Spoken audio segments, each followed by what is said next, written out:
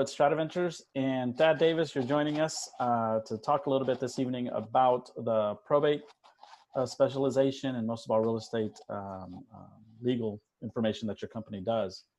So we look very forward to hearing a lot of your information. You were highly recommended by the first company that ever lent money to StratiVentures, ISB Capital, with Belinda O'Daniel. She's amazing. And so, you know, when she said that she was recommending you to shed a little light about this real special practice, we're all ears. So great. Yep, absolutely. So if you want to go ahead and tell us a little bit about who you are in just a moment, and then we'll go ahead and have your session, and then we'll finalize the last probably 10 to 15 minutes in a great Q&A session, because we like to have a lot of our attendees ask questions, because this is all about education and meeting great people in our industry. Sure. All right. And I appreciate the opportunity. As you said, ISB has been a client, Belinda's been a client, so I'm glad they put us together, or she put us together. Again, like you said, my name is Baggott Davis. I am an attorney. I practice here in Houston. I've been a practicing lawyer in the state of Texas for going on 16 years.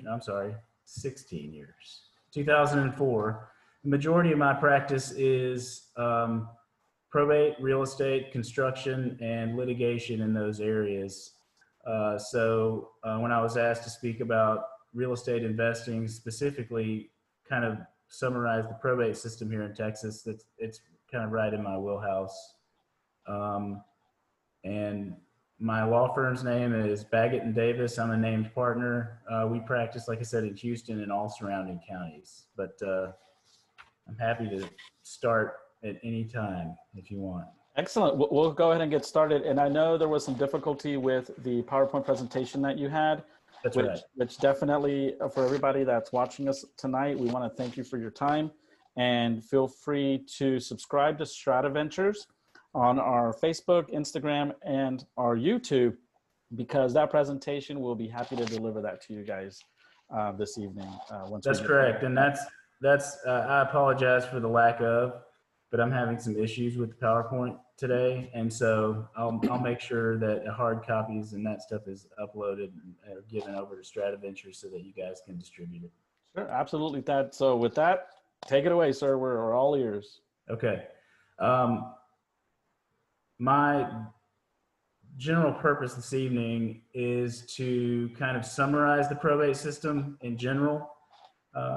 And then we can talk a little bit about what kinds of things you might need to look for, especially if you're a real estate investor. And I know some of you are probably looking at distressed properties, things like that. The probate system in Texas, well, we call it the probate system. At least that's what we're calling it here. It's governed by the estates code, and it generally just means all of the methods that we use to determine who the heirs or beneficiaries of a person are, and how their property passes after their death. One interesting rule to note is that in Texas, when someone dies, title instantly vests upon their death in their heirs. So that's an interesting, at least something good to know as we discuss this stuff. But the probate system is pretty much divided into whether or not a person dies with a will, whether or not someone dies without. I can summarize the brief, what happens in the traditional probate with a will. But the factors that we all look at least in my profession, when we're analyzing a probate issue, is we always look at the size of the estate, the type of assets in the estate, the number of heirs in the estate. You know, we look to see whether the family's getting along. The type of assets are important because whether it's real property or liquid assets, some of those things require a court to get involved and require someone to be appointed on behalf of the decedent to act on their behalf. And so it's important, at least in my profession, to look at that, whether real property specifically is going to be a probate asset most of the time, unless, of course, you know, there are certain circumstances which we'll talk about where real property can pass outside of the probate process. But traditionally, if someone has a will, that will have to be filed along with an application with the court, and notice is posted, and there's going to be a hearing, at which point the court is going to appoint an executor of the estate. That executor is going to have to administer the estate, and that means typically it's an independent administration,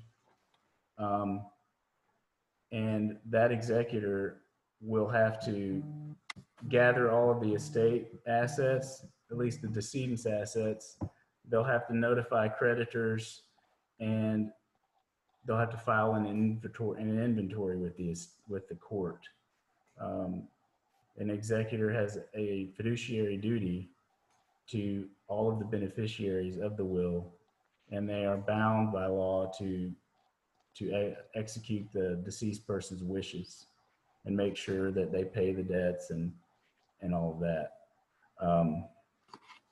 That way, the will system, at least the traditional probate system, when there is a will, is the most efficient. It's the cheapest way that the cheapest stuff that we handle is the cheapest way, at least, to pass property. If there is any probate assets. So typically that's what we're dealing with most of the time. The issues, I'm assuming, if real estate investors are probably not having problems in this area. You're probably not having problems when there's an executor involved, because there's a court-appointed person that can sell assets, transfer assets, that can act on behalf of the estate. And so you have someone, a go-to person that can act. And so if there are distressed assets that are in an estate, or if there are if there are real estate properties that are a part of an estate, and there is a current pending administration with an executor, then you have a point person to at least visit with and talk to and negotiate with. Mm-hmm. So that's typically probably not what you're dealing with, but specific questions on traditional probate procedures, I'm happy to answer any of that. The real issues that I find, at least in my practice with clients that invest in properties, are when they find properties that have been kind of stagnant for a while, or there are no beneficiaries. The person is likely deceased who owned it, or who title has vested in, whoever the name of the deed is in. That typically means that person didn't have a will, or if they did, it's been so long. Well, that's what we call in Texas intestacy, is when you die without a will. And there are several ways to deal with intestate estates. I'm sorry, I'll try not to use too much of the legalese. I know how that can be whenever you're a non-attorney listening to it. But if you die without a will, there are several ways to deal with that, and the ways we deal with it. And typically, when we analyze it, at least looking at it from an investor, or even my point of view, I'm asking who's the deceased, how long has it been since they died, because that's very important, and do they have any other assets, things like that. What's the value of the specific piece of property that we're talking about? What's the market value? All of those things are important, because depending on that, the answers you get to those questions will determine kind of what proceedings, or what steps should be taken if there isn't a will. And typically, if there are larger estates, if there are specific assets that require an administration, of the estate, for example, bank accounts. If the property has a mortgage on it, then you're going to have to administer the estate. And in those situations where there is no will, then we need to have an heirship proceeding, and we need to ask for an administrator to be appointed.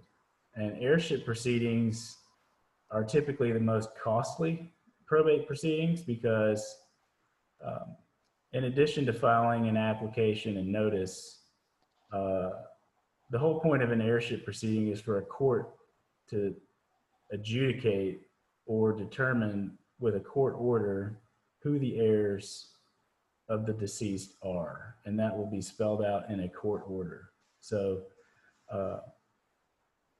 in order to do that, the court has to appoint a third-party attorney ad litem who will review the facts of the case and actually search for any unknown heirs. And so that's why it's a little more costly, because you're paying 2 attorneys instead of just 1. But that's, in addition to that, you also have to locate enough two independent and disinterested witnesses that can testify to the life of the deceased, whether or not they were married, had any children, when they might have died, where they resided, things like that. And also, in that, because it tends to be more costly, depending on whether or not you can locate heirs and whether or not the heirs agree with who should be appointed to administer the estate. The estate might have to be what we would call a dependent administration. In Texas, whether you have a will or not, there's 2 types of estate administrations, and they are independent and dependent. An independent administration is the favored type.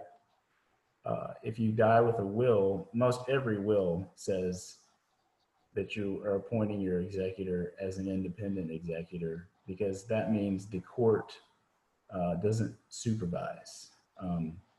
A dependent administration requires court supervision, and that means everything that comes in or out of the estate, basically any decision the administrator has to make, has to be okayed by a judge. And so heirship proceedings can go either way, typically. And depending on the facts, whether there are minors involved or, it can get a little bit complicated, but heirship proceedings and then the adjoining administration of that estate, if necessary, that's typically the more costly of the probate proceedings we do. And that's, again, where there is no will. So let me ask you a quick question here. Yeah. So for better understanding of when a probate court or somebody who's handling the administration, how does that look like in a tree of where the property flows to the next? Is it, how sometimes they talk about your spouse and then to the direct heir, then to third cousin? How does that? Sure. How would you explain something like that? Well, in the circumstances where there is no will, correct. Obviously, if there's a will, the property is going to pass to whomever is named as a beneficiary in the will. If there isn't a will, then the property first passes, well, if you're married, it will pass to your spouse, right? If your spouse is deceased, then it will go to your children. If your children are deceased and they have no heirs, then it goes back up the chain, which means it goes to your siblings, or to your parents, and then to your siblings. And that's a simplified version. If you die without a will and your property was community property and your previous or deceased spouse had children out, from another marriage, then you're talking about the thing gets divided even further. So without, I mean, to be honest with you, that specific chart that's in the probate code or in my probate code or my estates code, I have to look at it frequently because, you know. And we usually we run into those because sometimes when we ask, are we talking to the direct owner of this or somebody who is a decision maker, you'll get an email from somebody who came out of left field, and Sure. it is a stepbrother, stepsister, or somebody of, you know, that was in left field. So it happens a lot. Well, depending on, and the way you determine whether or not a piece of property is a community asset or a separate asset, uh, it comes down to when the title vested in that person. So if at the time the title vested in that person, or he or she took ownership, they were not married, then it's always going to be a separate property, Okay. right? If they inherited the property from someone, a family member, it's always going to be a separate property. If they purchased it while they were married, obviously it's going to be a community asset. Okay. But when it is a community asset and you have children from separate marriages, that's when the pie chart gets a little, and the tree has many more branches on it. Sure. So I don't know if that helps you at all. Absolutely. I think that I think a lot of our members and people that are listening in and watching, they do come across that because, like you said earlier, a lot of people when they talk about wills, and I heard this from a lady. She said, "What do you mean a will? I don't have enough money to get a will." So there's a good number of people that, and because of their past, you know, economic status, they feel that getting a will is something that only is for the upper level economic status, and it isn't. And so that's where being able to get as much knowledge as we can and have companies like yours that we can actually use and contract, I believe makes things a lot easier in that whole process for everybody. Well, and that's a good point. Wills are typically not very expensive considering the other things that we do. I know that, and in Texas specifically, the requirements for a will are relatively low. I mean, if I wanted to, without a lawyer, you can draft your own will in your own handwriting and sign it and date it. And that's what we call a holographic will. But that will do. Someone's going to have to prove it's your handwriting, but that's done. I mean, I've done it myself. And the requirements for a will in Texas are really just that it's clearly denoted that it's your last will and testament, that you sign it in the presence of two witnesses, and that they witness it in front of you and they sign it as well. And those are the basic requirements of a will. So it's funny when I use terms like estate or will, some people think I'm talking about the Rockefellers or right. No, it's not like that at all. Right. In fact, it's really pretty smart just to have a document like that kind of disposes of everything on your death, just in case, because if you have any property whatsoever, a will dispose of it really efficiently and with relatively low cost. So great. Thank you for that answer. As far as the other ways to pass property without a will, let me say this. When I was talking about different types of property, okay, there's probate property and non-probate assets. There are probate and non-probate assets. And typically, if your estate is small, you can organize it to where even if you have a will, everything passes outside of it. And so you don't even have to go to court. You can put beneficiary designations on any life insurance or 401k or retirement plans. You can designate on all of your bank accounts. You can have a right of survivorship. You can do something with real property called a transfer on death deed, which is something done before the person dies, but immediately upon their death, that title, it not only vests in the other person, but there's a clear chain of title on the record. And all of those types of assets, if they were taken care of in that way, they would be passed down outside of the probate process. So that would make things easier. I mean, if you're thinking about planning your own thing anyway. Right. Now, let me ask you this question. So what if there's an actual debt or or mortgage on the property? Is that something that's already handled through every mortgage loan documentation, or is there something that needs to be notified and approved through a lender? Because a lot of times, you know, investors, we use hard money loans, right? Or we'll use construction loans. And a lot of times we'll either refinance those and turn those into rental properties, but so that means they're leveraged. Yeah. Would that take any precedence, that document, obviously stating that if I were to pass, let's say my wife being the person there, she would take full responsibility financially on that? Or how would a person prepare for something like that? Well, you inherit a property subject to any debt on it, or subject to any liens. So if you inherit the property with a mortgage, then it's going to be up to you to deal with the bank, because the bank's not going away. They have that deed of trust out there. So whether you refinance it or in your own name, or you go out and get another loan to pay it off, that's typically, I've seen investors where they purchase a property and they go out and get enough money to pay off the current mortgage. And so it's free and clear. Mm-hmm.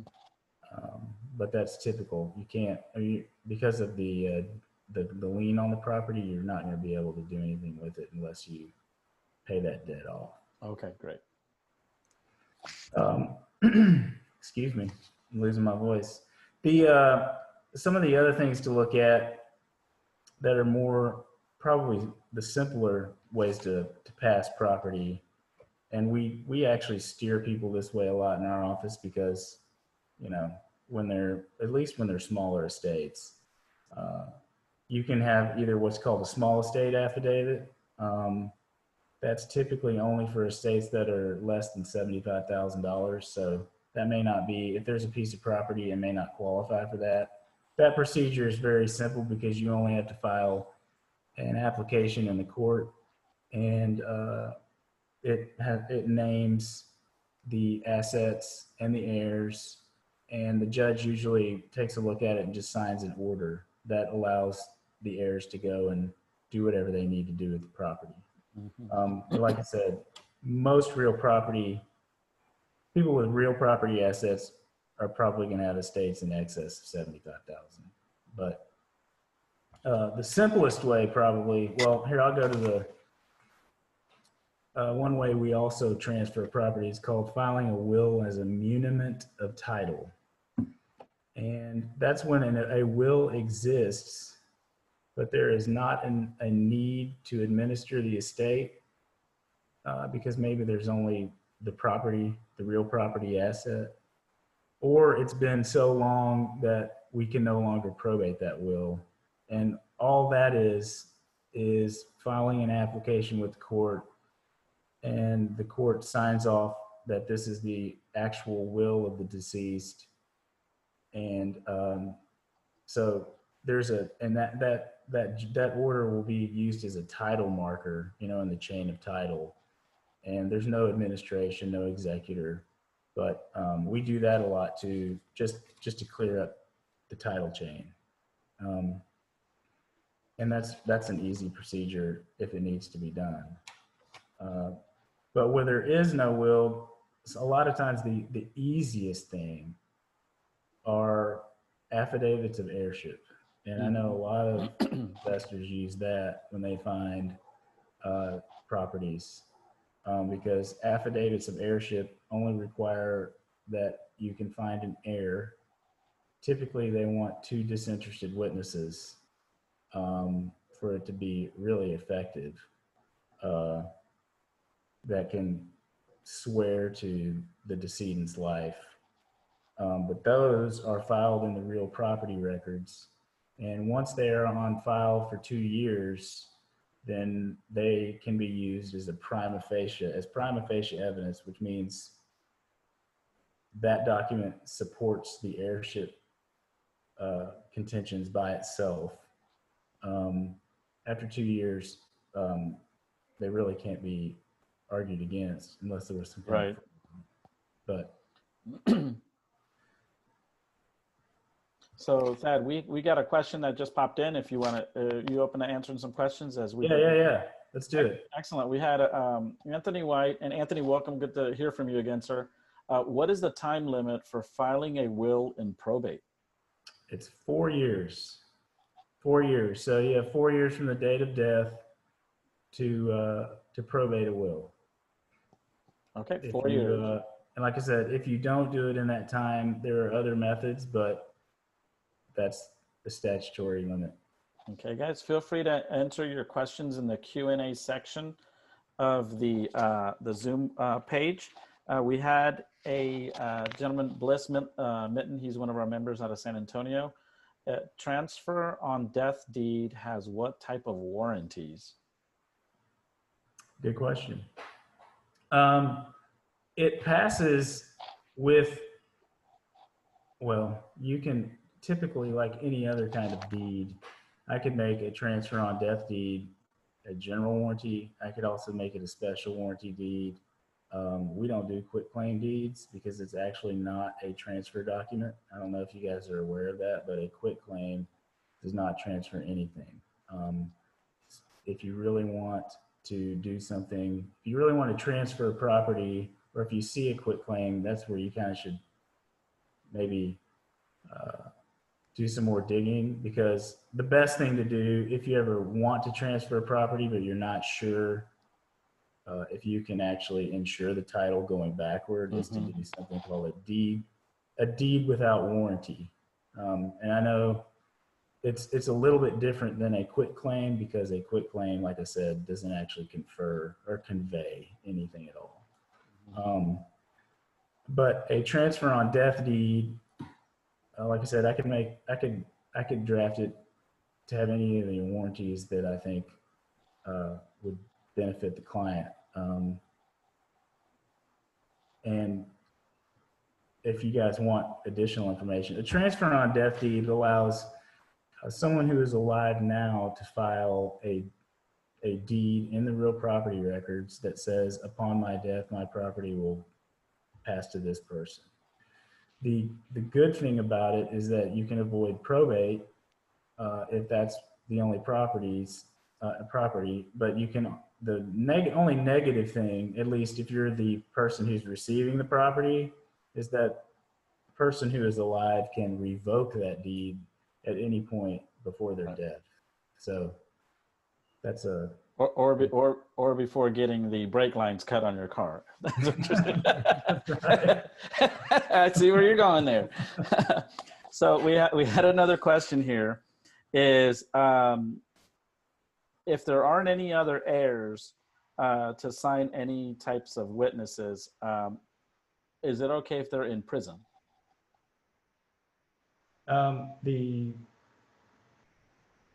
Let's say I think what they're saying is the family member, let's say the mother or the father passed away, and then the only sibling is in prison.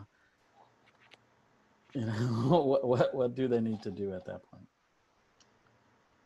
Well, certainly they can execute a document from prison.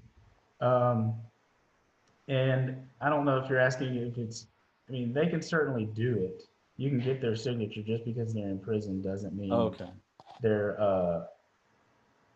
they can't swear to the facts of maybe their relative's life or their parent, especially. I mean, whether or not you can actually get their cooperation is another thing, but okay.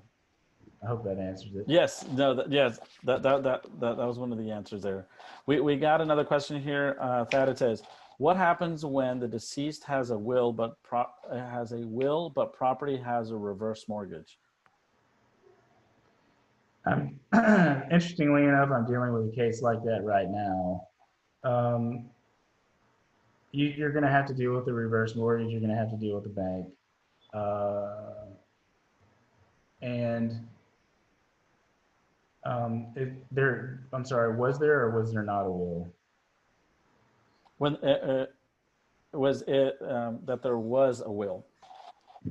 Okay, well, whoever inherits the property, like I said, you inherit the property subject to any liens, mortgages, or anything like that. In this case, if there is a reverse mortgage on the property, then I guess that person would have to decide whether or not the property value, or how much equity is in the house. That's a determining factor.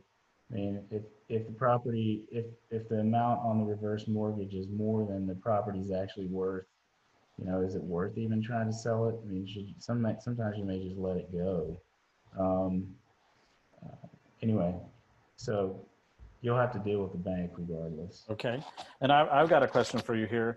All of the information that you're stating and knowing that there's a lot of different roads to take just with the fact that a property is on the market, or you may have put mailers out and you're dealing with somebody that may not have not a single clue of how this works. And we're actually working with one right now with one of our members that I think I talked to you about it. The 4 years ago, the mom passed away. Through skip tracing, we found the son, and the son finally said, "Oh yeah, that's right. I forgot my mom had that property." And now it's like we want to buy it, but then now the son is holding steady, saying, "Oh, now I've got this." Like we say at my house, the last Coca-Cola in the refrigerator. Everybody wants it, right? And so now, would the best process be talking to somebody like you and says, "This is our representative that can talk to you in order to get us, for you to represent us," or does it have to be the seller who has to go with you? Either way, I mean, actually, if you're having difficulty with an heir, sometimes, look, I'll be honest, I'd love to sell the legal services. Sometimes it's good. I think you'll have to kind of determine whether or not you think that getting a lawyer to talk to that person is going to even do any good at all. I mean, I'm just being honest, because some people, once lawyers get involved, they tend to, back up, get on the defensive, and I think for advice purposes, sure, call us. We might have strategies or things that we can offer you that you didn't think of before. Correct. It doesn't have to be the seller only. Like I said, we represent real estate investors all the time.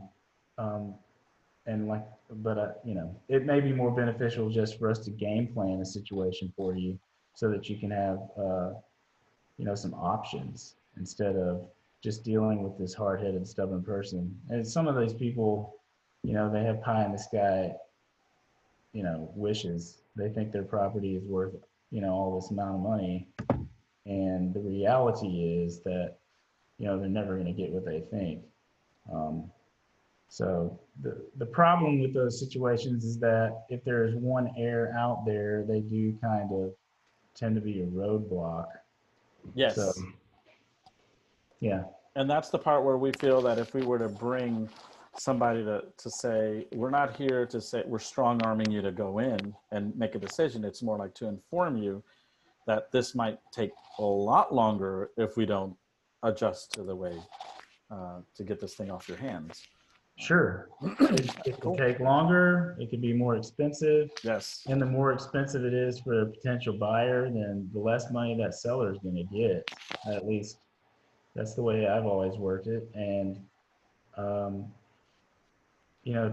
depending on what kind of procedure, if you want to help them through this probate process to get the title cleared, they need to know all of that. And the likelihood is too, they're not paying, like you said, any taxes or anything anyway. So Right. they're just going to lose it. Yep, exactly, because that's the issue we're dealing with right now, is having ISD taxes, kind of dealing with maybe having them waived or having some type of settlement because of the fact they didn't know, how to proceed with this. Yep. So everybody that's listening in, if you've got any questions, feel free to ask. Thad will give you some great answers to those. This is your time to get your questions answered.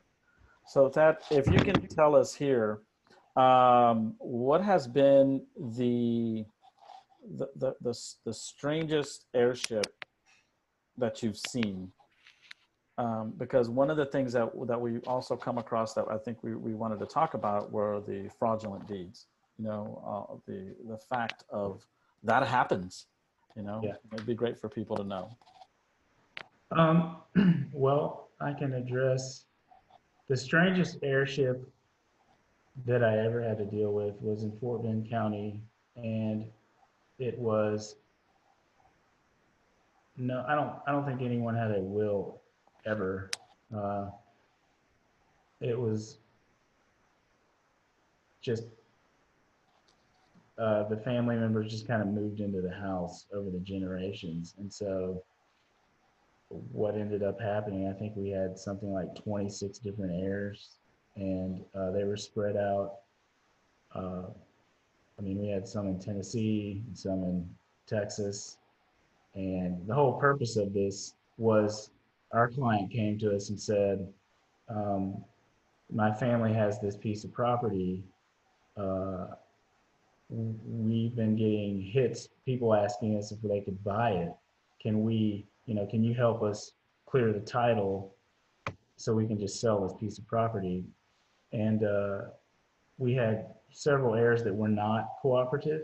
And so what should have only been a relatively, I mean, there was some expense involved, but I think the guy ended up spending in excess of $70,000 to get this thing finally sold. Now it sold for several hundred thousand, so he got his money back, but all the proceeds, were divided up amongst these heirs. Anyway, that was probably the most costly, most expensive, because not only did we have to prove up the heirs, at the end of the day, my client had to sue all of the heirs Oh my God. to force the sale on the property. So they can get really involved, and they can take up a lot of time and expense. So if you can avoid them with lots of living heirs, I mean, the less people involved, obviously, the better. But you asked about fraudulent deeds. Yes. I've only had a few fraudulent deeds in my career, and I know that a fraudulent deed, once it's filed, is always fraudulent, and it can be corrected at any time. There's no statute of limitations on a fraudulent deed. So in my experience, I would think the difficult thing when it comes to fraudulent deeds is proving that it's a fraud. I mean, because I guess you're going to have someone to testify as to the grantor's signature, whoever's conveying the property. If you think it's a fraud, somebody's going to have to testify or submit an affidavit as to why they know that's not their parent or whatever their signature. Did you have a specific question about how to deal with fraudulent deeds, or? Well, no, I think it was specific to the fact that if they do arise, is there a statute of limitation? And right, and that's important because there are people in this day and in the information age that they'll skip trace and find people and find out that there's nothing going on with the property, and then all of a sudden it's under contract and you're buying something that could be a headache there. And if there isn't a statute of limitation to that, you could be forfeiting some capital. Well, typically, do your clients utilize like title companies and Yes. yeah, okay, that's Yes. good. Obviously, that's good because you're going to find a lot of the title issues that way really quickly. But if you know, like I said, fraudulent deeds, there is no statute of limitations because every day it essentially renews the time frame because as long as it exists, it's a problem. Excellent. We had Bliss asked, is the administrator required to list a property or get an appraisal to get the highest price instead of just selling directly to an investor? An executor, depending on the kind of administration it is, if it's an independent administration, typically you don't need you don't need independent appraisers and all that. If you're asking the catch here is that an executor or an administrator of an estate, they have a fiduciary duty to the beneficiaries, either of the will or the heirs of the estate. And so they have to, within reason, try to at least get the best deal they can for the property. I mean, they can't go out there and sell it way below market value because uh, they're if there are other beneficiaries, they can't do that to them. If they're the sole beneficiary, if they're the only person who's inheriting this, then obviously they can do whatever they want. Right. But I hope that answers the question. Yes, sir. And we have another question here. Here's this right there. Right. Here's the situation. Mother died in 2008. No will. 3 siblings. Nobody claimed the house. It's been just sitting. They got a letter a year ago saying that if they don't do anything, they will lose it. Not sure who sent the letter.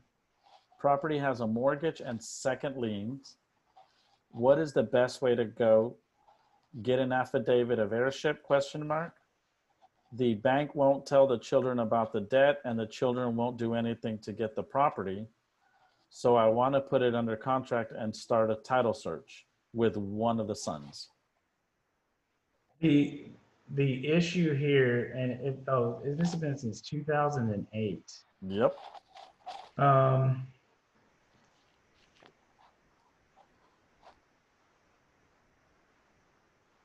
The problem here is that there's a bank involved. And so when there's a bank involved, an affidavit of airship typically won't do the job because they usually want someone who's empowered to act by a court. They're not going to share any information with anybody else. Mm-hmm. And now that being said, there are probably some creative ways to, I mean, if you can get all of the heirs involved, and if the bank will accept an affidavit of airship, it's possible that, you know, the bank only wants their money back. Right. So it's possible to try to maybe negotiate with them. I don't know if they'll give you a payoff amount, but if you can find a legitimate buyer and they can make their money back, you might be able to get them to come to the table. Otherwise, you're going to have to maybe, I mean, this has been since 2008. I don't really know of a specific procedure you can do.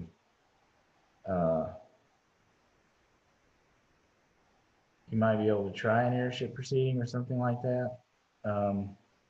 That's the only other thing I can think of, but that typically is more costly. If you can get all of the heirs on board, maybe have them sign some kind of a joint, you know, agreement as to what's going to happen with the property, and maybe an affidavit of airship. I mean, there are lots of other questions I have about that specific fact pattern. I mean, you're more than welcome to call me.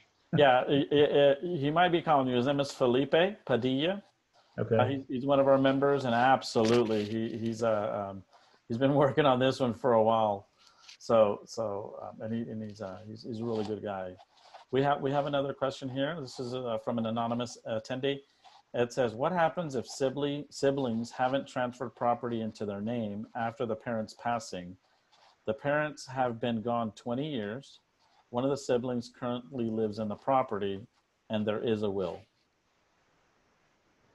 And well, was the will probated? If the will was probated, then you don't need to do anything else. The chain of title should be clear. That's all a title company needs to see, is that there was a probate and the will says that the kids inherit everything. Okay. You don't have to, the executor or whoever doesn't have to then deed the property to the children. Right. It's not necessary.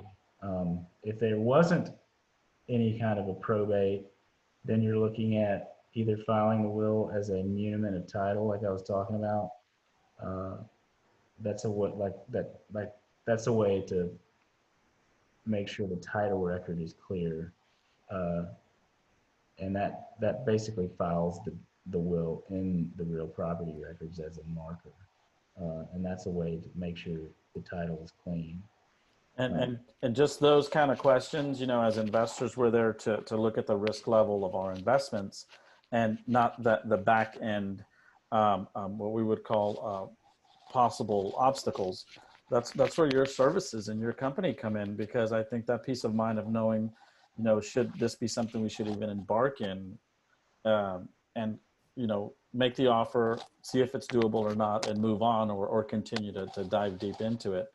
And if it makes sense, obviously, you know, using a company like yours, I think is absolutely beneficial, Thad. So that's great information. Let's see here. We had another person here is, let me see here.